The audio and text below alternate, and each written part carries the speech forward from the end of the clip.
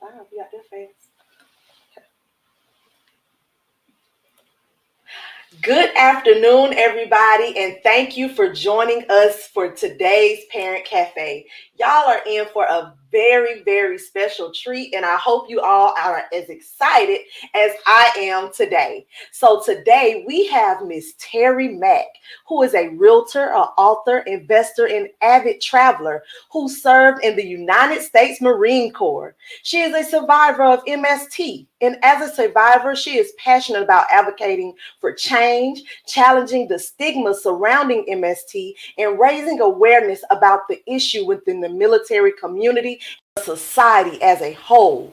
Her desire is to be a catalyst for systemic change to ensure that survivors of MST receive the support, validation, and justice they deserve. After years of doing real estate, her passion for starting a homeless shelter for veterans with MST was driven by a deep personal connection to the issue. Her foundation wants to assist other female veterans with this journey. So y'all listen, we are in for a true treat today. We have Miss Terry Mack here from the Cali Foundation. How are you doing today, Terry? Hey, Patrice. Hey, how you doing? I'm good. How are you? I'm good. Good. So tell us about, well, before I want you to tell us about the Cali Foundation, I read that you are an avid traveler. Give me your top 2 places that you have traveled to that that you enjoy a lot, because I want to travel too. I'm gonna say one of the ones was Africa. Okay. Yes. All right. I got a chance to spend a month in Liberia and Ghana. Okay. At one, yeah. About maybe 15 years ago. Being with the locals is definitely not what they tell you it is on TV or the pictures of Right. you on TV. However, it's you either rich or you poor over. So it also made me appreciate a lot of the stuff that we have in the U.S. Okay. and how we treat our kids.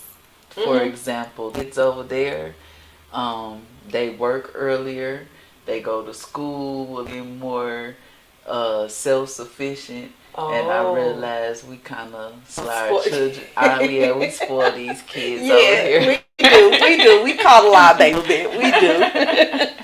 And what's another place? Amsterdam. Amsterdam, okay. Yeah, Amsterdam. Yeah. I had a wonderful time in Amsterdam, and able to go through London and kind of see some of the Netherlands. Yeah. It's different. I like that experience as well. Okay, well look at there. Yeah. Africa and Amsterdam. I have to post them on my list as well because I want to travel. I'm ready. It's time for me to start traveling. And thank you for your service. I did not know that we are both fellow veterans. Yes. I served Army. And so yes. I'm a Marine. Yes, hurrah! Come on now. So thank you for your service. Thank you as well. You are welcome. You're welcome. Okay, and so the Foundation. That's your baby. That's your heart. That's your passion. Tell us about Cali Foundation. The Cali Foundation is a nonprofit where we help house homeless veterans who deal with military sexual trauma and post-traumatic stress disorder. And for those that don't know what MST and PTSD is, military sexual trauma is anytime you've been touched or harassed or feel violated in any way in your space while you served in the military. Any of your upper chain of command taking advantage of you, any of your peers taking advantage of you, actually, predominantly, PTSD, the post-traumatic stress disorder. A lot of us deal with post-traumatic stress disorder, not just from sexual abuse, but also from wartime. That could have occurred while they were on the ship. And we out here in the real world, we can get PTSD, accident, anything. Absolutely. So yeah, we're working with those veterans that are Okay. have some emotional triggers. Yeah. And so I know you said the MST and PTSD, but you have a deep personal connection as far as the MST. But how did you get to a place to where you was like, you know what, I need to create a space or an avenue to where these victims can, what creating a safe space to where the victims can come and, just be able to release and feel safe and be able to talk to someone. How did you come to a point to where it's like, I need to create space?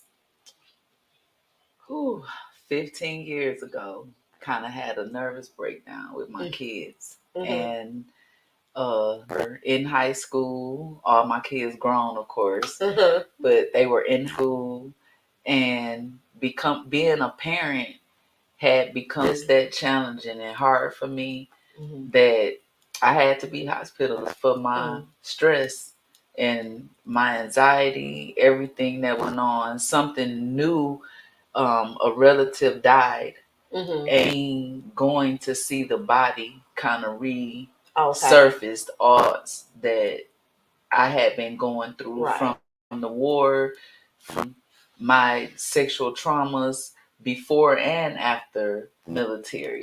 And it came from holding everything in. Right. We're taught to not talk about what went in the house or what we were going through in life, and all that in, it's got to come out somewhere. Right. So when it came out, I became homeless as a realtor. 06, 07, the economy took a change. I'm dealing with the stressors. Right. I got these kids. We got to figure out some things. Right. And it's hard trying to figure out everything that you got to do to stay self-sufficient and take care of 4 other miles when I don't have my mental together. So seeing then that the military did not have any courses, classes, therapy, or any even acknowledging MST at that time, I had to kind of just go through getting my help the best I could. Wow. So after going through that, it made me see her. Somebody needs to come back and teach other women, help other women, right? Well, male and females, because MST can happen to both. Exactly. How to work through their trigger through the system, get the help that they really need, versus just leaving them out there. If someone would have had for me to stay during the time that I'm homeless, it would have be able to achieve my goals probably a lot more fast. Right. It should. I'm still in therapy to this day because I still feel I still need help with. Yeah. Once you uncover one thing, here comes something else.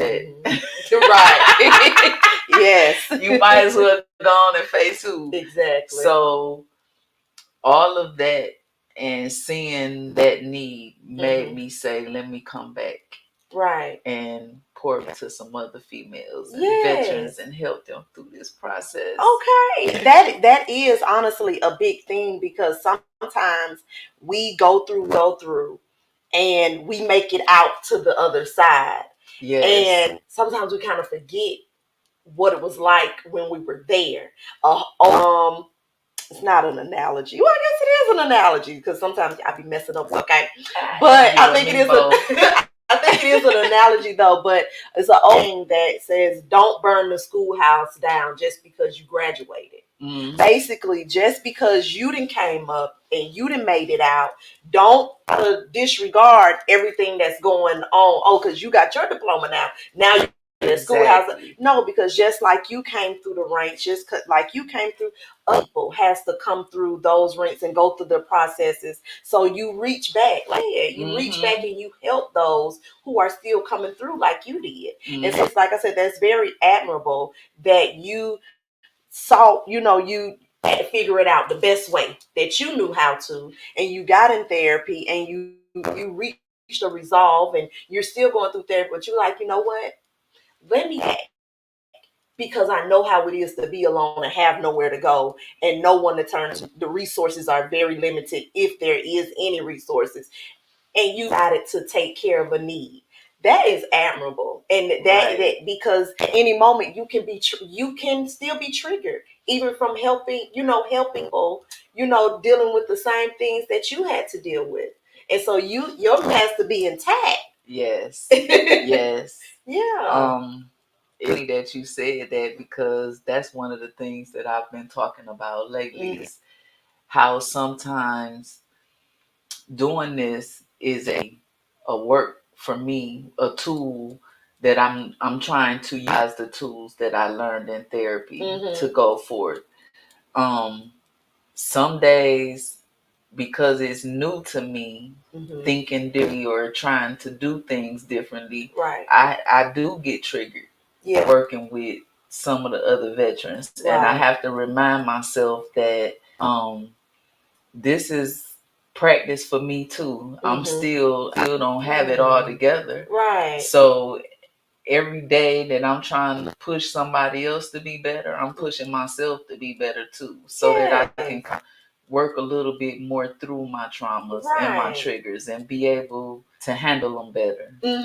Absolutely. And that's good. That's so good. That's good. And so what if there's a veteran watching right now and they don't necessarily have issues with MST or PTSD, but they realize that the Cali Foundation is a foundation that is here for vets, and they may just need some help with, finding housing or some other services. Is there other services that you all provide? Yes. Besides the housing, we also offer counseling and therapy. Okay. We offer food and we can help them with some utilities and some of their bills. Okay. Refer them to some daycare centers, and we can help them with legal services. We have a lawyer that volunteers if a veteran is having a hard time getting help because of a situation, or dealing with the situation, they're not able to get a discharge, change their record to receive their benefits. He can help them with things of nature. Okay. And then we also refer them to several VSOs to help with benefits.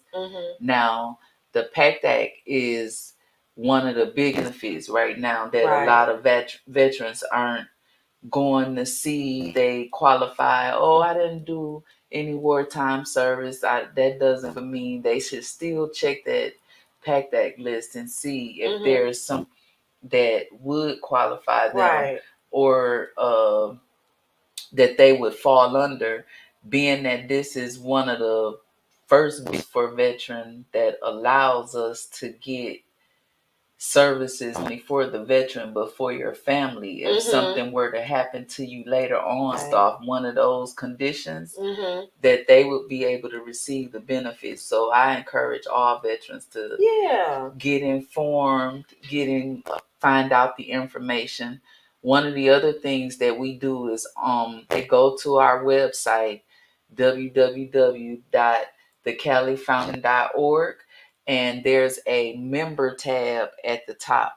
Go to where it says members and sign up for the newsletters. If they need service, they could go back in and do the intake as well. Okay. But if they sign up for the newsletters and the calendar, every month we distribute activities, events that's going on around the CSRA area for veterans. And we also have a virtual spirituality class that we offer. It could be virtual or in person. And then we also have a virtual therapy for those veterans that don't want to go to the VA to discuss their MST. We have a therapist who does a trauma session twice a month virtually for the veterans. Okay. Listen, you are doing the work. You are doing the work out here. And I'm serious, because as a fellow veteran, when I re-entered the workforce and just trying to figure out, what benefits and what things does, where do I fit in this world? sometimes the resources out here is scarce. Mm-hmm. Or if it is something to sign up for, you sign up for it, then it's months before you hear from anybody, and it's just like it becomes very discouraging. Sometimes even like applying for benefits. I didn't apply for benefits until years down the line. Right. And it's because it was so, like, the process was very intimidating. Yes. And very discouraging when you went through certain things while serving, and then you turn in this paperwork and they say you don't qualify for this, you don't qualify for that, and these things to be true. Like, what? This is my story. This is the things y'all supposed to be taking care of me now. Like, right. I served and I fought. Or that when you just turned it in, instead of just telling you didn't qualify, how about tell me what it is that I needed to do, or to help me do my paperwork the right way. Right. Because I might be too depressed, too traumatized, too whatever, to know. I didn't go to school with you to get the job. Right. So I don't know what the criteria is that the VA is looking for. And that's where a lot of people get discouraged at, even with just trying to go get the services. If I didn't know that I'm supposed to go down this road first before I can go ask for this particular doctor to see me, right, just steer us in the right way. Just that little bit goes a long way, because that's one of the things that I'm hearing from the veterans the most, that they enjoy about our foundation, that we don't just talk to them like they're just anybody, that we treat them like a person with dignity and respect, right, that we help them through the process, not just tell them, go do this, go do that, and figure it out. Right. They can't figure it out if they having all those mental issues. That's the yes, that in everything that you're saying is so valid, because sometimes, in a lot of the times, people I can't hand walk you through this. Well, I need, because like you said, you never know what that person is battling. They could be battling depression. They could be battling anything. And it's just like, well, if you can't do it, who can? Right. Who can help me assist? Because maybe some people do need to be walked hand in hand. Some people you can say, this is what you need to do, A, B, and C, and then release them to do it. But other people will take a little more extra care. Exactly. And I think that's why what you're doing is so pivotal and so important, because only a veteran knows how to help another veteran. Exactly. Like, and that is just the honest truth, because everybody don't know the plight. Everybody don't know what we dealt with, what we deal with. Everybody don't know. And so a veteran helping another veteran that's the best thing ever, because you know how to talk, you know the lingo, you know how to connect, you know how to, when it's time to disengage, you know all of those nuances, and so it helps the process. So again, I will say, and it makes my heart smile, like it really, really does, because you it was a need in the community for the services that you're providing, and you're here and you're doing the work. You're doing the work. So I hope you know the impact that you're making within the community. I hope you really know that, for real. I hope you know it. I'm so serious, because it really, like I'm saying, for when a veteran, only another veteran knows a veteran's struggles. Yes. Yeah. And so you're doing the work that's really needed, and you're being the community, the people, the community, and the impact that, that you're having. This is just the beginning for you. Like, it really is. I hope so, because one of the other things that we've birthed from working with the community so far is our peer support. From seeing how the feedback from some of the veterans has made us say, hey, let's try to do peer support where we're available for them after hours. So what happens when I'm not quite suicidal today, but I'm just having a hard time triggering with my kids, or I may have just had to go somewhere and I was triggered being in a room full of men, or and I may just needed to talk my thoughts out with somebody who would understand and not think that I'm crazy or having issues or because of what I said is not judging me for what I just said. So you're right. That's one of the other things that made us try to develop a peer support team. Okay. So now we're working that they can call us and discuss those things after hours when the VA is closed. If I just needed somebody to talk to understand me, that's another one of our things. And then another one of our resources is our workforce development.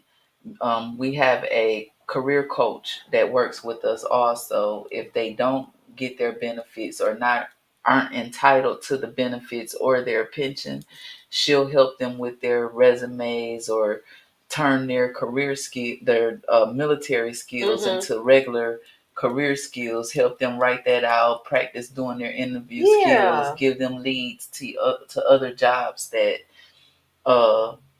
pretty much would hire more of a veteran or give them a veteran status or things of that nature to kind of help them financially. So we also offer that those two services as well. Okay, well, look at there. And so again, just so amazing, just so amazing. And so you are a nonprofit. Okay, you are a nonprofit, and so on your website, because sometimes it may be people they love the mission, love what you're doing, and again, nonprofit work is passionate, but sometimes it comes at an expense. Exactly. and so is there a way for people to reach out to you if they just want to help volunteer with some of the works that you do, or if there's people that want to donate so to help keep pushing the mission forward? How would they do that? How would they go about that? So go to our website and we have a donate button on there. We have a couple different platforms that they could donate through, as well as if they want to donate furniture, clothing, because we help those that get their housing have some furniture and things of that nature too. Clothing. If they want to donate food or their time, it's a link on there for all of that. So they can just go to the website again. It was www.thecalifoundation.org. Okay. Well, that is so amazing, Miss Terry. Again, is there anything else that you would like to share? All the proceeds of our book, The Soldier Who Cried Inside, which you can also get off our webpage, goes to donate to the nonprofit to help the veterans with MST. And the book is also on Amazon as well. Okay, what's the title of the book again? The Soldier Who Cried Inside. The Soldier Who Cried Inside. Now, I read in your bio that you was an author, but I didn't realize that it's a book. So just real quick, just give us a little snippet about what the book entails. The book entails a couple different stories of a couple military people and their experience with MST in the service.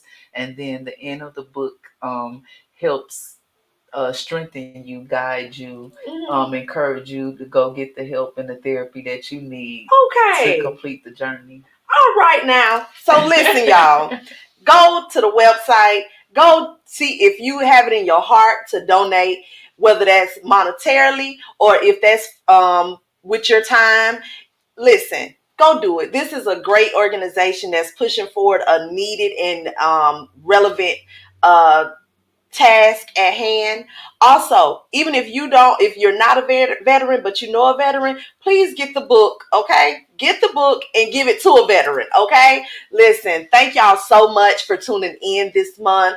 I hope that y'all have a great day. Continue to be awesome. Continue to tune in to the Parent Cafes because we love reading all of your feedback. And we will see you all next month. Bye-bye.